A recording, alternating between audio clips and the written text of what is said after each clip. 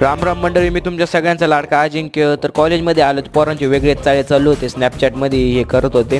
त्यांना म्हणलं आधी अटेंडन्स द्या, कारण की सर पुढे अटेंडन्स घेत होते. मस्त आहे की त्यांनी फोटो वगैरे काढून घेतले. पेपर वगैरे झाला, मग आम्ही जीवन सरांकडे आलो आपले चेक करायला असाइनमेंट. जीवन सर म्हणजे लय भारी देव माणूस. नंतर खाली आलो तर पोरं मला तत्वज्ञान शिकवत होते, ब्लॉग कसा काढायला पाहिजे, काय काढायला पाहिजे. त्यांचं पण ऐकून घेतलं. त्यांना म्हणलं अरे ब्लॉगर मी आहे का तुम्ही. संध्याकाळी मेस लावलं तर काकाची माझी मजा पा.